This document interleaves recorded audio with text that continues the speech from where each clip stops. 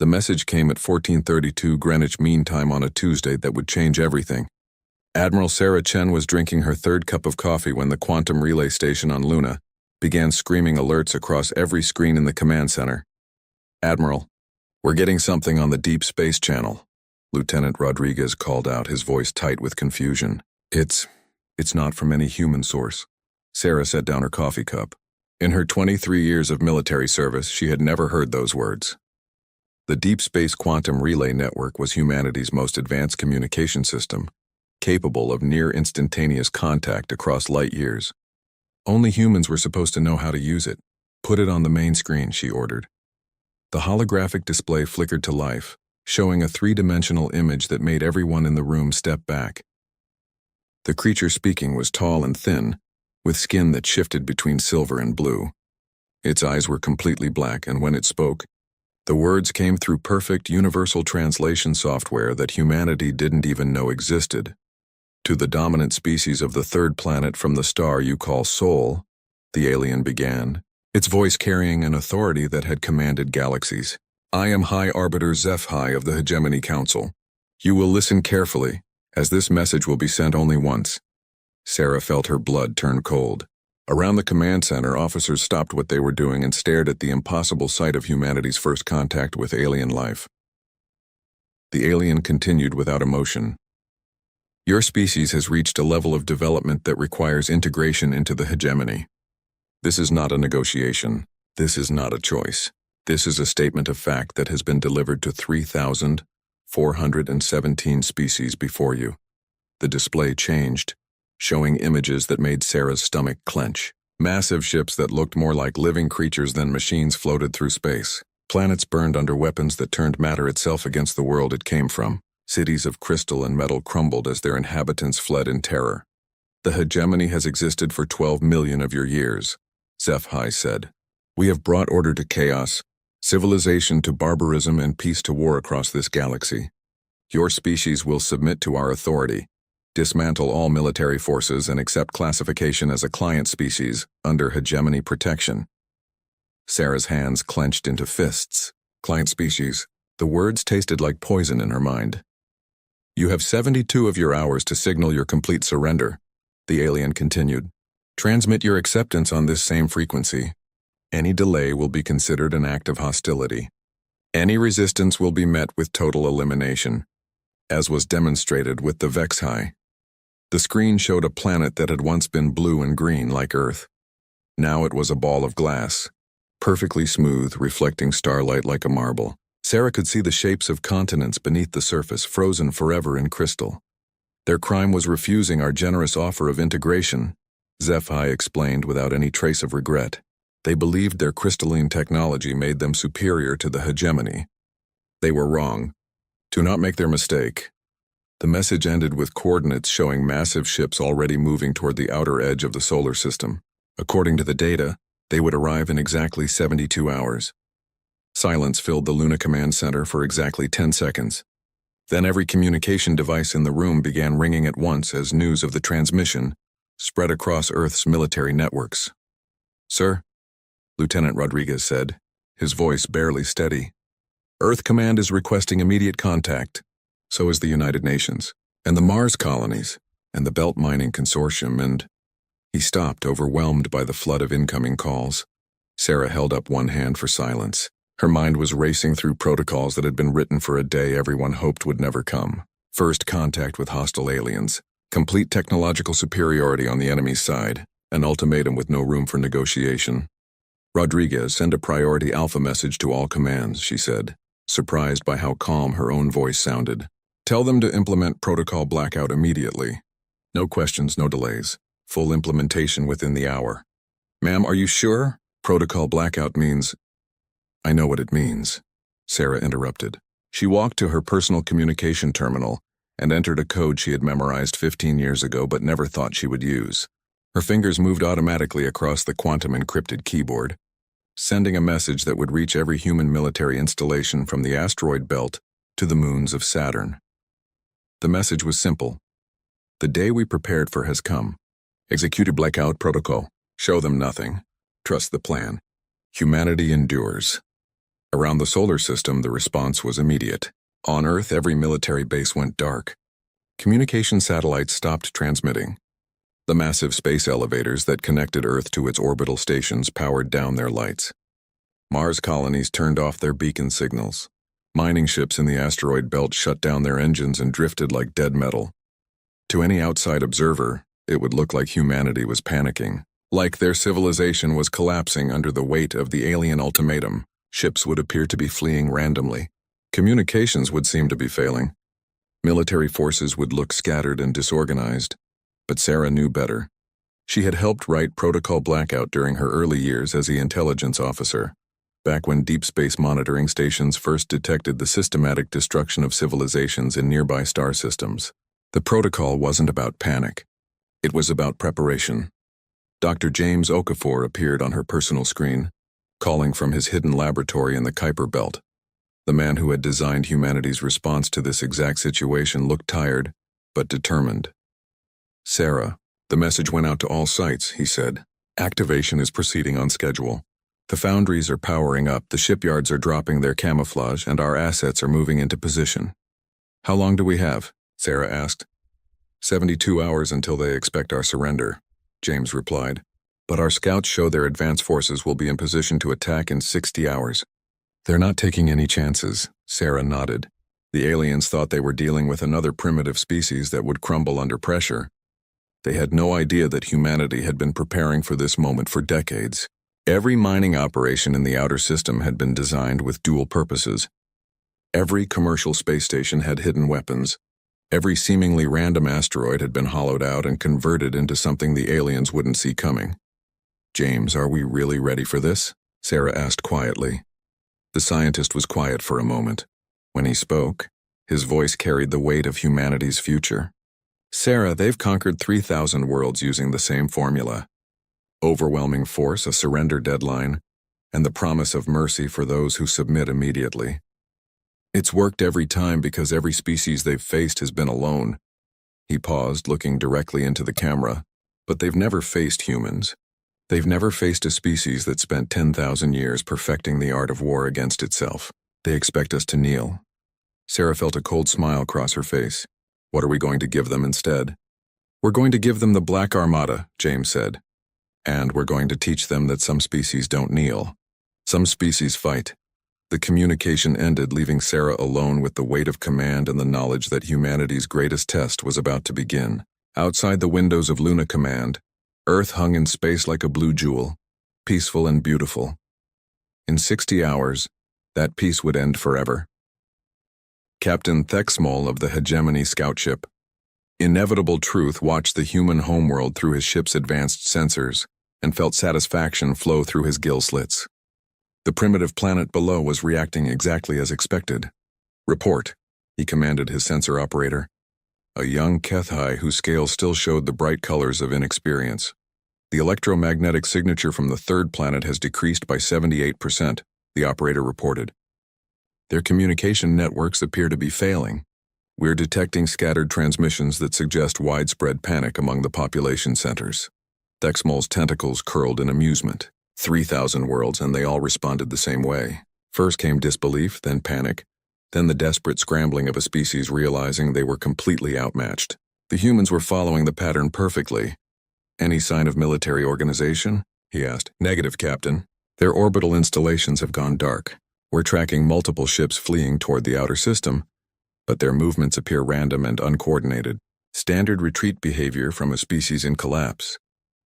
Through the viewport, Thexamol could see the first elements of the Hegemony fleet approaching the edge of the human star system. 12 bioships, each one grown rather than built, their living hulls pulsing with the soft light of contained power. The smallest of them was larger than anything the humans had ever constructed. What Thexmol couldn't see were the 17 mining vessels that had been drifting dead in space for the past 6 months, their crews in hibernation, their hulls covered in electromagnetic damping material that made them invisible to Hegemony sensors. As the alien scout ships took their positions, human eyes watched from inside those hollow asteroids, recording every detail of Hegemony technology and tactics. Deep in the Kuiper Belt, Dr. James Okafor stood in what looked like a standard research station, studying ice formation on distant comets.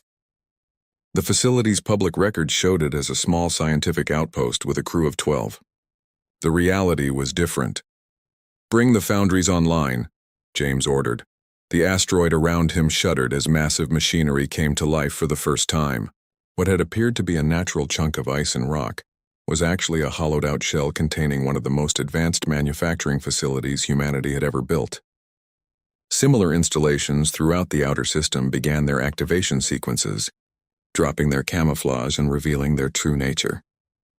The Darwin station had supposedly been studying Jupiter's moons for the past 8 years. Dr. Elena Vasquez had published dozens of papers on atmospheric composition and magnetic field interactions. What she hadn't published was that the station's real purpose was testing weapons designed specifically to fight in space. "All systems show green," she reported to James over a quantum encrypted channel. "The mass drivers are ready and the particle beam arrays are fully charged." "The hegemony ships don't know we exist," confirmed Elena. "Hold position until the signal." Similar reports came in from across the solar system. The Hermes Mining Consortium had been extracting rare metals from the asteroid belt for 15 years. Now their mining ships revealed hidden armor plating and weapon systems that had been disguised as ore processing equipment. The New Horizons research platform stopped studying cosmic radiation and began charging the most powerful directed energy weapon ever created by human hands. Commander Alex Petra floated in zero gravity aboard what the official records listed as a cargo transport named Peaceful Journey. The ship had been hauling supplies between Earth and Mars for 3 years, making regular runs that established it as a harmless civilian vessel. The hegemony scouts had classified it as a non-threat commercial unit and ignored it completely. They had no idea that hidden beneath the cargo bays was enough firepower to level a city, or that Alex's crew consisted of humanity's most experienced military pilots flying under false identities.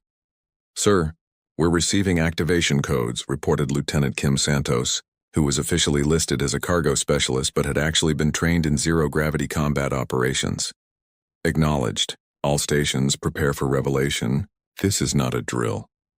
Back on Luna, Admiral Sarah Chen watched the hegemony forces position themselves exactly where humanity's war planners had predicted they would. The aliens were following standard protocols, taking positions that would allow them to control all major shipping lanes, while demonstrating their overwhelming power to the human population below. "Ma'am, we're getting reports from all hidden installations," Lieutenant Rodriguez reported. "Everything is online and ready. The Black Armada is prepared for deployment." Sarah nodded, feeling the weight of the moment. For 30 years, humanity's best scientists, engineers, and military strategists had worked in secret to prepare for this day.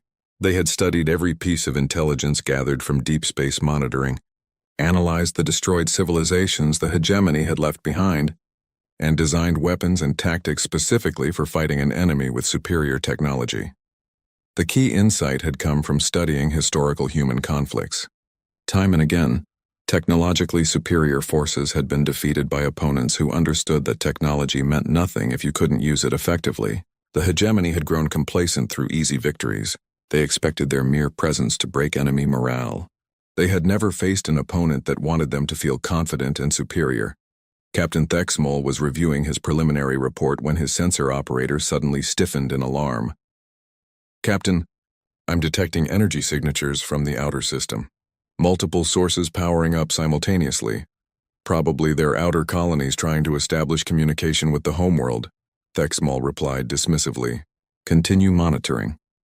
What the hegemony sensors detected as communication attempts were actually the first stages of the most coordinated military operation in human history. Across the solar system, hidden installations that had been disguised as research stations, mining operations, and commercial facilities began dropping their facades and revealing their true nature. The asteroid designated 2157 KT had been studied by xenogeologists for 5 years. Now it split open like a flower, revealing a shipyard containing vessels that had been constructed in absolute secrecy. The Titan Atmospheric Research Station stopped studying Saturn's moon and began launching fighter craft that had been stored in underground hangars. Dr. James Okafor smiled as he watched his life's work come to fruition.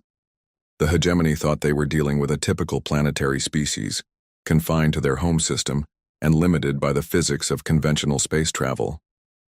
They had no idea that humanity had been building in secret for decades, or that every seemingly innocent installation in their star system was actually part of a vast military network designed for one purpose: to turn the hunter into the hunted.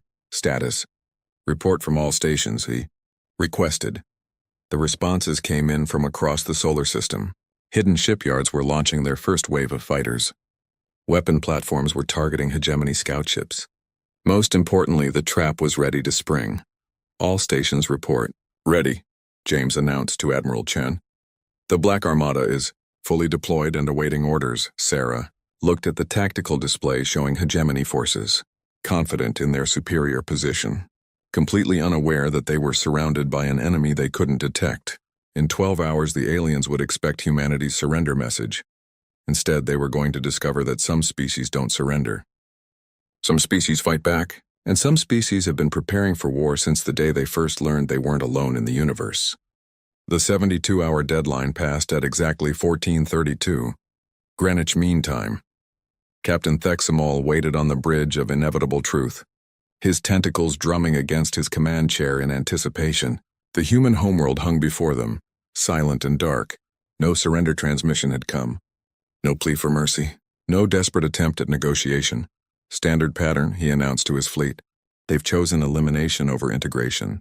Begin the approach to the inner system. We'll glass their homeworld and move on to the next sector. The 12 hegemony bioships began their advance, their living hulls pulsing with contained energy. Each vessel was a work of art, grown over centuries and guided by technology that had conquered a galaxy. Their weapons could crack planets. Their shields could deflect any known force. They moved with the confidence of beings who had never lost a battle. That confidence lasted exactly 47 minutes. The attack began from everywhere at once. What the hegemony had dismissed as dead asteroids suddenly erupted with engine fire. Space itself seemed to come alive as camouflaged human vessels dropped their stealth fields and revealed their true nature. The mining ship Prospector's Dream shed its disguise to become the heavy cruiser Retribution. The research platform Deep Space Explorer unfolded weapon arrays that had been hidden inside false scientific equipment. Commander Alex Petrov's voice cut across the tactical frequency. All units. This is Blackbird Leader. Execute Thunder Run. Show these aliens what happens when they threaten Earth. His ship, the former cargo transport Peaceful Journey, revealed its true identity as the stealth destroyer Shadow Strike. Along with 17 other vessels that had been masquerading as civilian craft, Alex's squadron struck the hegemony formation from behind, their weapons charging faster than the aliens thought possible. Captain Thexamol stared at his displays in horror as his sensors registered contacts that shouldn't exist. Where did these ships come from? He demanded. Our scans showed no military presence. His sensor operator's scales had turned white with shock. Captain, we're detecting massive energy signatures throughout the system. Ships are appearing from everywhere. It's like they were hiding inside the asteroids themselves. They had been. For months, human crews had lived inside hollowed-out rocks, their ships powered down and their life support systems running on minimal power. They had waited in hibernation while hegemony scouts mapped the system, invisible to sensors that looked for active ships rather than modified asteroids. The first hegemony bioship to die was the Living Harmony, struck by a coordinated strike from 6 human vessels. The aliens' energy shields, designed to deflect energy weapons, proved useless against solid projectiles accelerated to relativistic speeds. Kinetic kill vehicles, basically telephone poles made of depleted uranium and accelerated to a significant fraction of light speed, punched through the bioship's hull like bullets through paper. Impossible, Thexmal screamed as he watched Living Harmony break apart. Their technology is primitive. Their weapons shouldn't be able to penetrate our shields. What he didn't understand was that humans had been studying hegemony technology for decades through deep space observation. They knew exactly how alien shields worked, and they had designed their weapons specifically to defeat them. Energy shields were useless against solid matter moving fast enough, and humans had become very good at making things move very fast. Dr. Elena Vasquez watched from her hidden platform near Jupiter as the Darwin station revealed its true nature. What had appeared to be a small research facility unfolded into a weapons platform larger than some hegemony ships. The massive particle beam cannon she had spent 8 years perfecting locked onto its target and fired. The beam struck the bioship gentle current amidships and burned completely through it. The alien vessel, designed to regenerate from normal weapon damage, simply couldn't heal fast enough to survive having a hole punched through its core systems. Target eliminated, Elena reported with satisfaction. Recharging for second shot. Across the system, the pattern repeated. Hidden human installations revealed themselves and struck with weapons the hegemony had never encountered. Mass drivers hurled chunks of metal at incredible speeds. Swarm missiles that learned from each impact adapted to alien countermeasures. Most devastating of all were the hunter-killer drones that pursued wounded hegemony ships across the system, refusing to let them escape or regroup. Captain Maria Volkov led the first wave of human fighters launched from the secret shipyards. Her squadron of 30 ships had been built specifically for this moment, designed to be fast, maneuverable, and lethal. Unlike the elegant bioships with their curved lines and bioluminescent displays, human fighters were angular, dark, and built for only one purpose: killing things in space. Target the command ship, she ordered her pilots. Cut off the head and the body dies.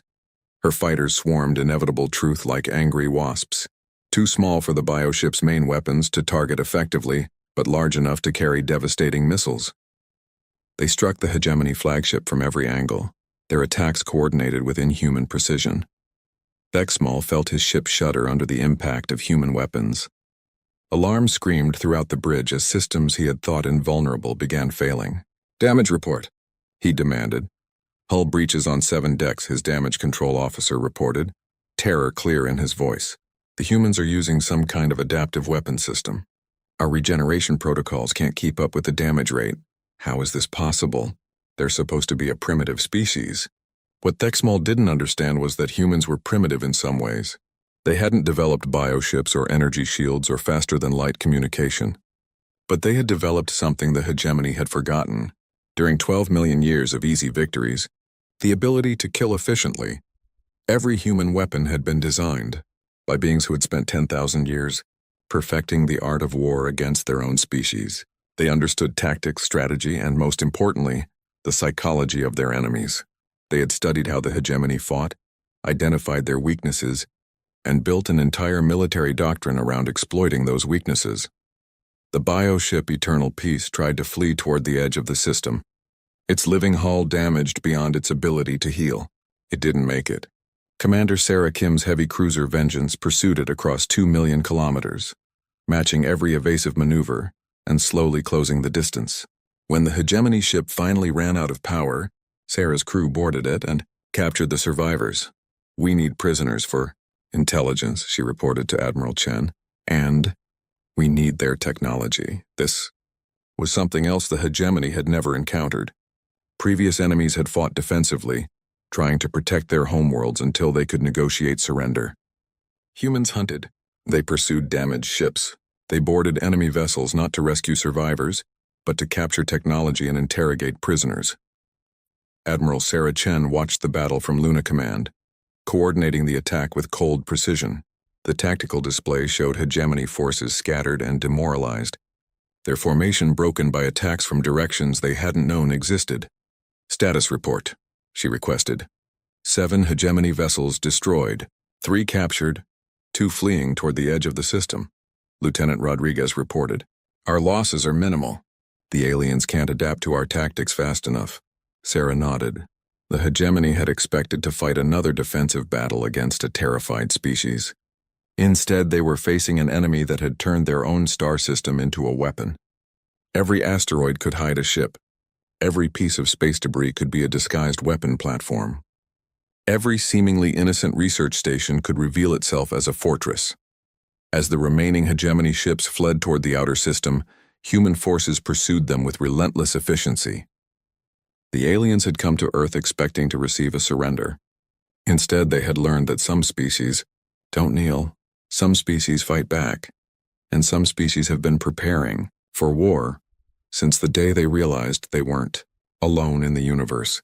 The Black Armada had risen, and the hegemony's 12 million years of easy conquest had just come to an end. High Arbiter Zeph stood in the central chamber of the Hegemony Council, his silver-blue skin flickering with patterns of confusion and disbelief. Around him, the representatives of 12 ancient civilizations watched the tactical displays with growing horror. "Explain to me," HFY said, his voice carrying the authority of 12 million years of conquest, "how a primitive species destroyed 8 of our bioships and captured 3 more in less than 6 hours. The Keth High military coordinator, General Vashtok, struggled to find words.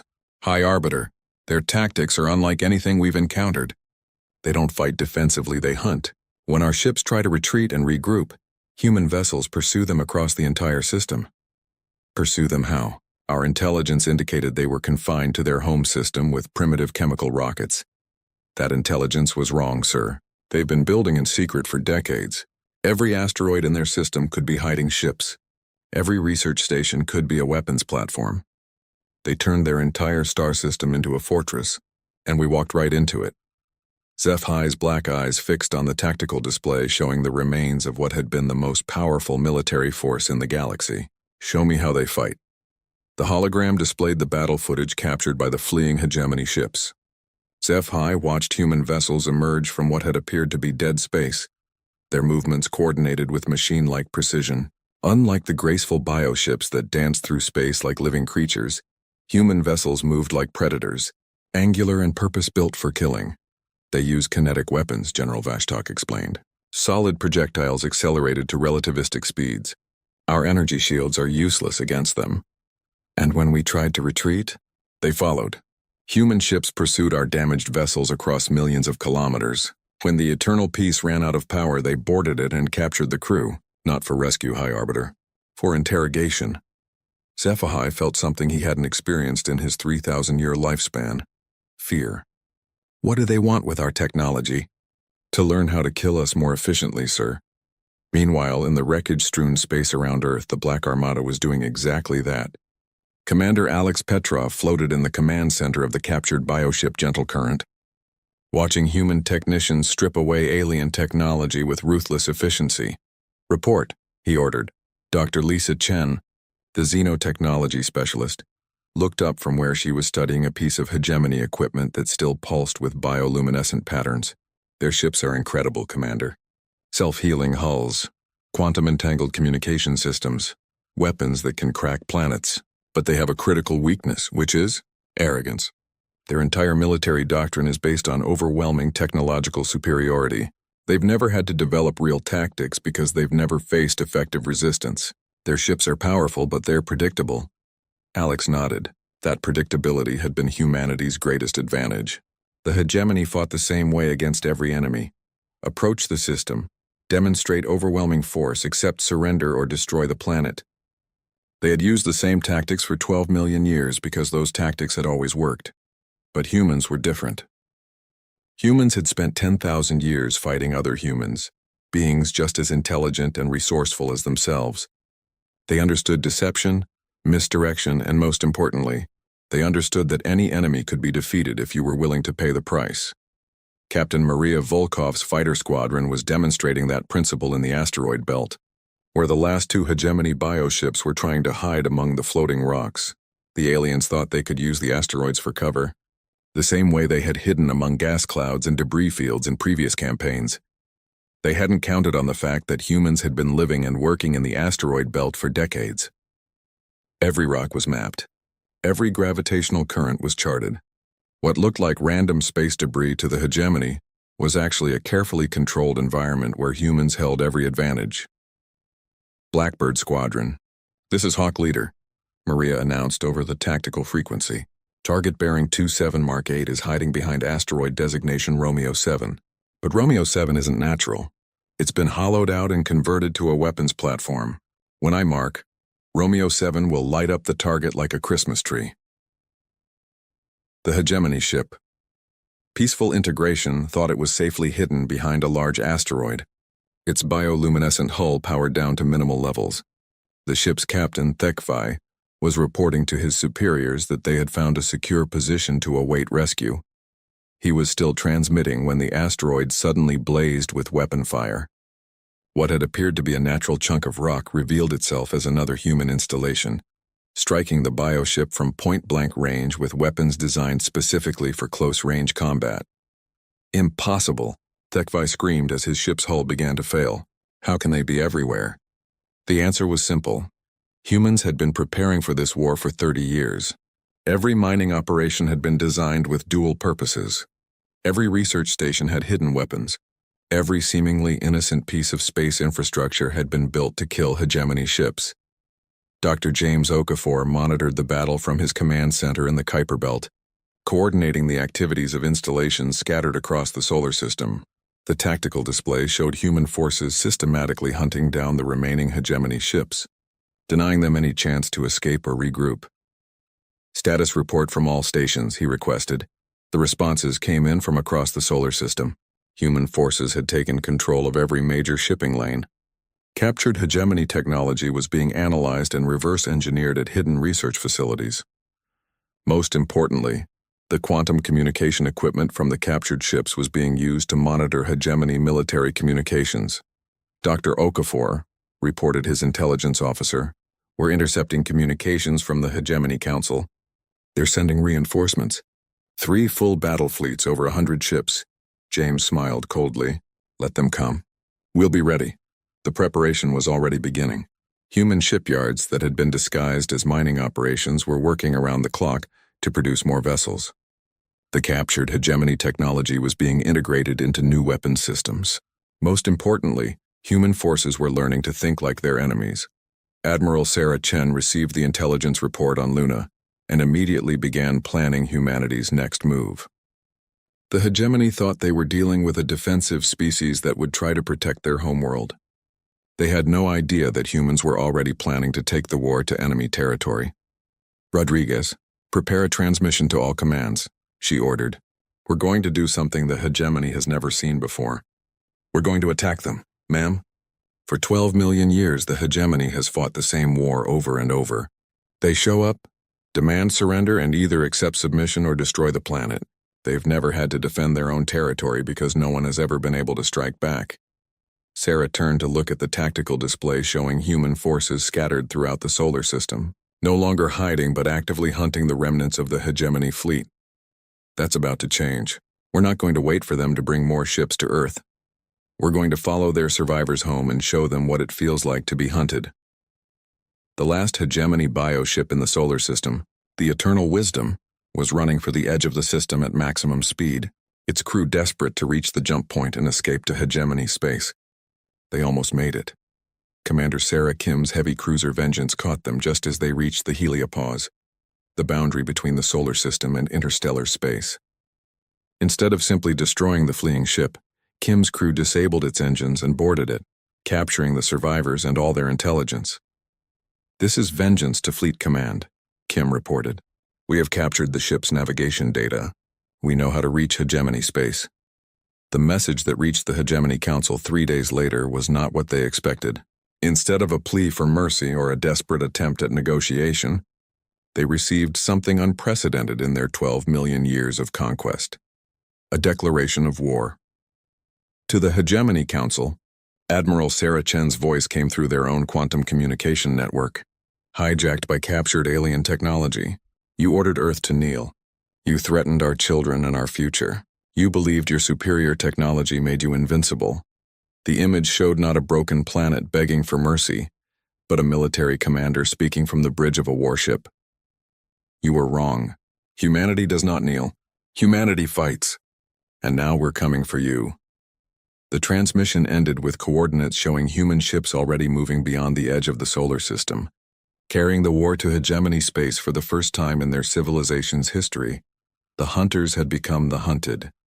6 months after the ultimatum that was supposed to end with humanity's surrender, Admiral Sarah Chen stood on the bridge of the dreadnought Indomitable and watched hegemony space burn. The massive human warship hung in the void above what had once been the hegemony's most important military depot, a space station the size of a small moon that had coordinated the conquest of 1,000 worlds. Now it was the expanding cloud of debris, destroyed by weapons the aliens still didn't understand. Status report, Sarah requested. Commander Alex Petrov, now promoted to her tactical coordinator, studied the holographic displays showing the positions of human forces throughout the sector. Hegemony Depot 7 is completely destroyed. Their local defense fleet has been eliminated. We've captured 3 more bioships and their crews.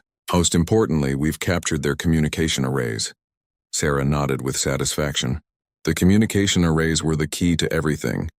For the first time in 12 million years, the hegemony was learning what it felt like to have their own technology used against them. Human forces were using captured quantum communication equipment to intercept alien military transmissions, coordinate false information campaigns, and most devastatingly, broadcast messages that were shattering the hegemony's carefully maintained image of invincibility. "Show me the intelligence reports," Sarah ordered. The holographic display changed to show a map of hegemony space, with dozens of star systems marked in different colors. Red indicated systems under hegemony control. Blue showed systems where human forces were operating. But most interesting were the yellow markers, indicating something unprecedented: rebellion. Dr. James Okafor appeared on the communication screen, calling from the captured hegemony research facility he was now using as his base of operations. "Sarah, the psychological warfare campaign is working better than we hoped. 17 client species have declared independence from the hegemony in the past month. They're calling themselves the Liberation Alliance. What changed their minds? Us. For 12 million years, the hegemony told their client species that resistance was impossible, that their technology was so advanced that rebellion would only result in complete annihilation. We proved that was a lie. The truth was spreading across the galaxy faster than the hegemony could suppress it. Humanity had done the impossible. They had defeated hegemony forces using inferior technology and superior tactics. More importantly, they had carried the war to hegemony space and won. On the former hegemony world of Kethamar, a young alien named Zixhai looked up at the night sky where strange new stars blazed with unnatural light. The hegemony officials said they were stellar phenomena, but everyone knew the truth. Those were human ships fighting hegemony forces, and the humans were winning. Are the stories true? Zixhai asked her elder, an old Kethai whose scales bore the scars of hegemony pacification operations from decades past. "Which stories, young one?" "About the Terrans, about the species that refused to kneel." The elder's gill slits fluttered with what might have been hope. "I have heard that when the hegemony came to their system and demanded surrender, the humans sent warships instead. I have heard that they turned space itself into a weapon, that they hunt hegemony bioships across the galaxy like predators pursuing prey. Is it possible? Can the hegemony really be defeated?" Before the elder could answer, the night sky lit up with the distinctive blue-white flash of human quantum torpedoes destroying a hegemony patrol ship in orbit. The explosion was visible across the entire continent, a message written in fire across the heavens. Resistance was not only possible, it was happening. Similar scenes were playing out across hundreds of worlds as the news of humanity's victories spread. Species that had submitted to hegemony rule decades or centuries ago were remembering what it felt like to be free. More importantly, they were learning that the supposedly invincible hegemony could be defeated. High Arbiter Zeph High stood in the emergency session of the Hegemony Council, his silver-blue skin now showing patterns of deep concern. Around him, the representatives of 12 ancient civilizations faced a crisis none of them had ever imagined. Their empire was collapsing, Port. From the front lines, he demanded. General Vashituk's scales had turned completely white with stress. "High Arbiter, we've lost contact with Sectors 7 through 12. Human forces have destroyed our communication networks and are systematically eliminating our military installations. Worse, 17 client species have declared independence and are actively supporting human operations. How is this possible? They're a single species from one star system." "Yes, sir. But they fight differently than anything we've encountered. They don't try to hold territory or protect specific locations. They strike our supply lines, destroy our communication networks, and disappear before we can respond. When we send ships to hunt them, they ambush our forces using tactics we don't understand. What the hegemony didn't understand was that humans had been preparing for asymmetric warfare for their entire existence. They knew how to fight an enemy with superior resources because they had been doing it to each other for 10,000 years. They understood that technology meant nothing if you couldn't use it effectively, and they had built their entire military doctrine around exploiting that weakness. Captain Maria Volkov demonstrated that principle perfectly as she led her squadron in an attack on the hegemony stronghold at Sigma Draconis. The alien fortress was protected by energy shields that could deflect any known weapon, and defended by bioships that outnumbered her forces 3-1. It didn't matter. Maria's ships didn't attack the fortress directly.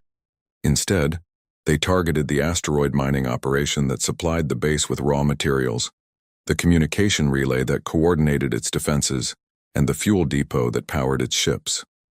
Within 6 hours, the supposedly impregnable fortress was isolated, blinded, and starving. "This is Captain Volkov to Hegemony Fortress Command," she transmitted on an open channel. "You have 1 hour to surrender before we turn your pretty fortress into scrap metal. Your choice." The fortress surrendered without firing a shot. It was the first time in Hegemony history that one of their military installations had capitulated to an enemy force. The psychological impact was devastating. If a Hegemony fortress could surrender, then anything was possible. The news spread across the galaxy, carried by the same quantum communication networks the Hegemony had used to coordinate their empire. Now those networks carried a different message.